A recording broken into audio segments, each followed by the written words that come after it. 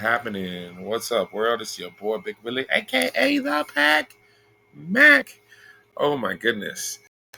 Oh, we are looking at this Magda meme deck that I have built. Um, there is a glaring problem with the deck that I've been stating on my previous videos, and it has been the fact that there is a Dockside Extortionist in the deck. Okay. Um, trying my hardest not to show the real like purpose of the deck, but we will get there eventually. So first off, let's start off by starting out showing off let me get Magda real quick. You're probably gonna see it. Uh so we got Magda. Um if I can just get them to pull it up. Let's see. How do I do this? I'm trying to figure this out. So we got Magda Brazen Outlaw. Other dwarf creatures you control get +1/+0. Whenever a dwarf you control becomes tapped, create a treasure token. Sacrifice 5 treasures. Search your library for an artifact and or dragon card. Put that card onto the battlefield, then shuffle your library. So, in all instances, we're trying to get Magda out and do her thing. We're trying to pop the treasures to search for something. You can already see there's a handful of good targets, but you're probably immediately saying, "Hey, what's this Thrumming Stone doing in there for?" That Thrumming Stone is the purpose of the deck because, yes, my friends, it is a Dragon's Approach deck. Now, Dragon's Approach, um, whenever it does 3 damage to each opponent, you may exile Dragon Approach and 4 other cards named Dragon's Approach from your graveyard. If you do, search your library for a dragon creature card, then put it onto the battlefield, and then shuffle. A deck can have any number of cards named Dragon's Approach. So naturally, our goal is to win with Dragon's Approach. We've got stuff like Pyromancer's Ascension, which will help us later on to be able to double cast our Dragon's Approach. We've got stuff like Arcane Bombardment, which says whenever I cast my first instant or sorcery spell, exile an instant or sorcery spell at random from my graveyard, and then copy each card exile with Arcane Bombardment. Um, you may cast any number of the copies without paying the mana cost. So, if I have Dragon's Approach and then I have another Dragon's Approach in the graveyard, we're going to do so on and so forth and just try to shoot everybody off the table. We've got stuff like Arcane Artillerist. Let's see if I can get him pulled up. Not the Harsh Mentor. Harsh Mentor is nice.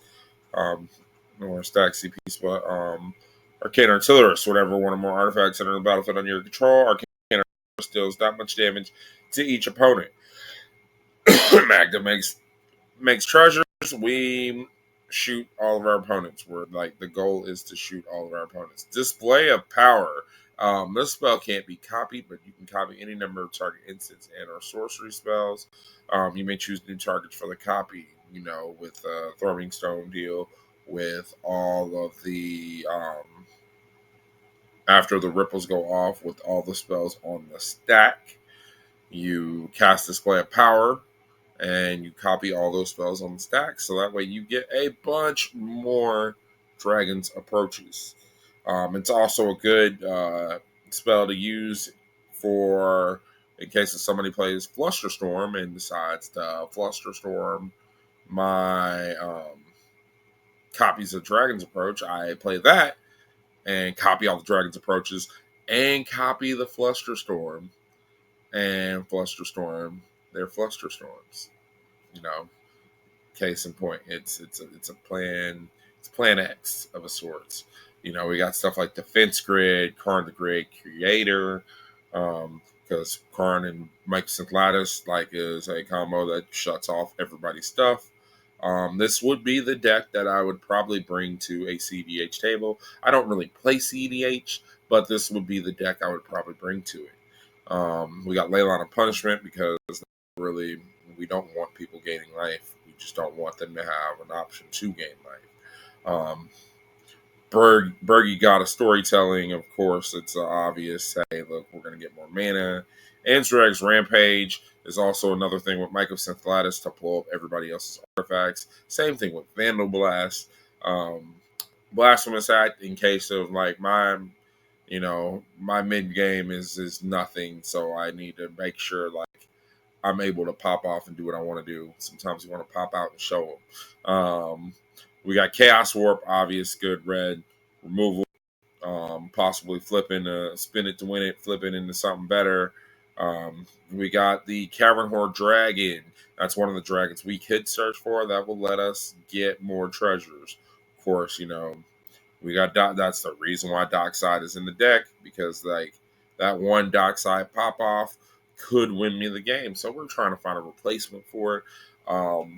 Signs are all pointing to Torbrand, because what's better than dealing 3 damage to each opponent every time?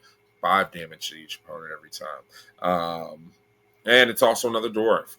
We got Curse Mirror in there to copy something. Pyroblast, for the blue spells, counter that. Spiteful Banditry, another Wrath effect for us to Wrath. We got Jessica's Will, obvious good red include. Fable the Mirror Breaker, Goldspan Dragon. Goldspan, makes all my treasures tap for double if I end up going just a regular old plain route. And it's another dragon to search for.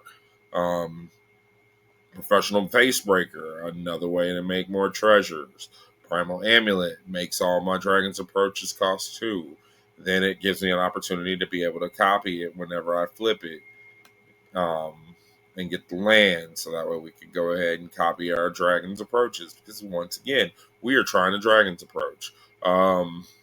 Ruby Medallion also reduces my red spells by 1, which is pretty big.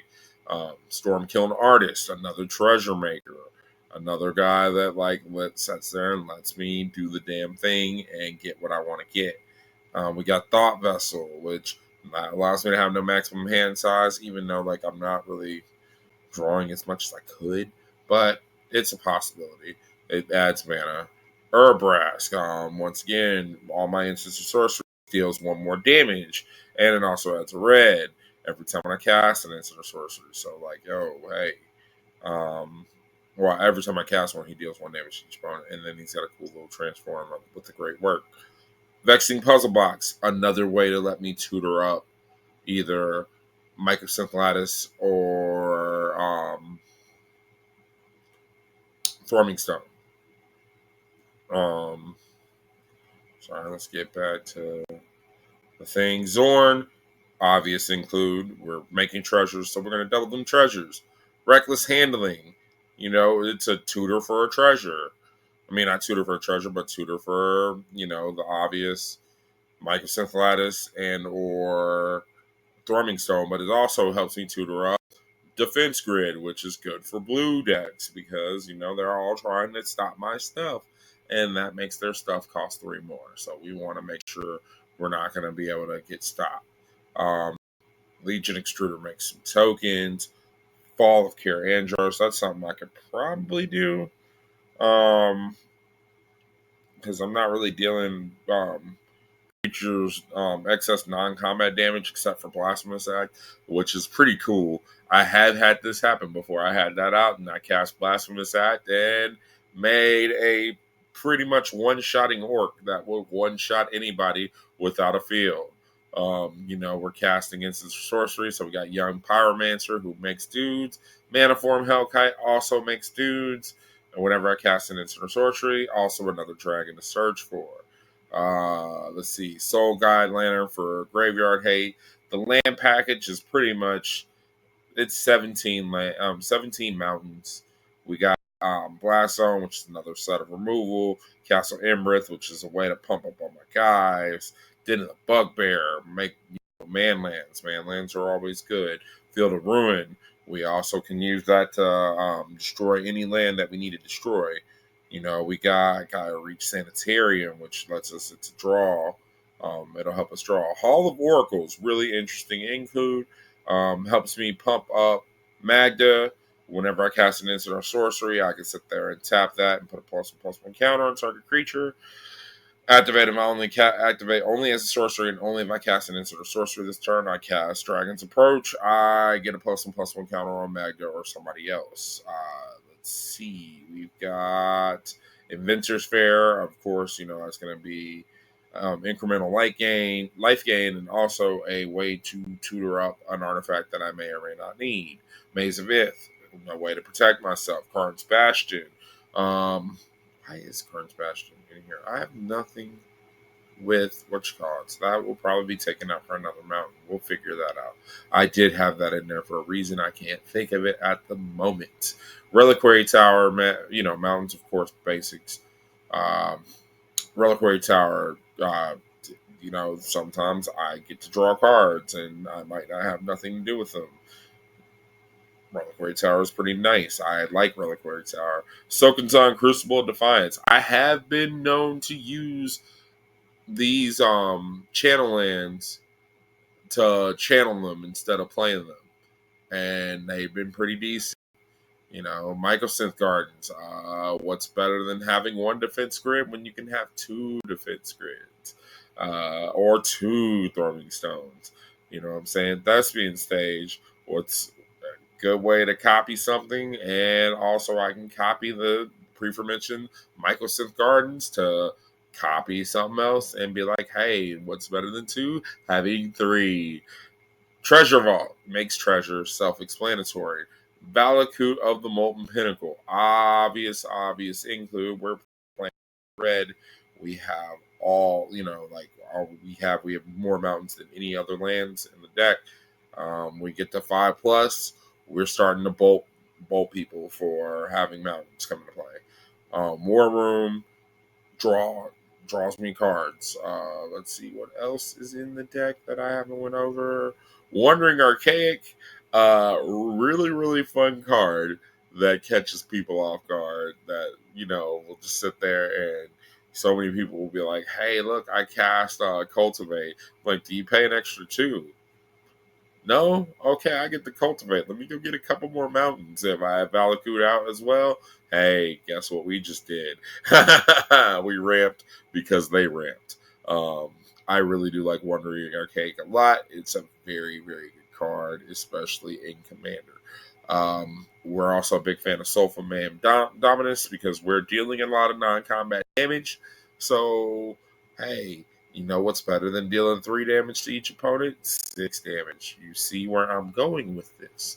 Harsh Mentor. Harsh Mentor could shut down some people's abilities and stuff that they're doing, or well, not really shut it down, but just make them pay for what they're doing.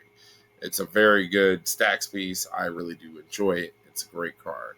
Last one we got is Fugitive Codebreaker.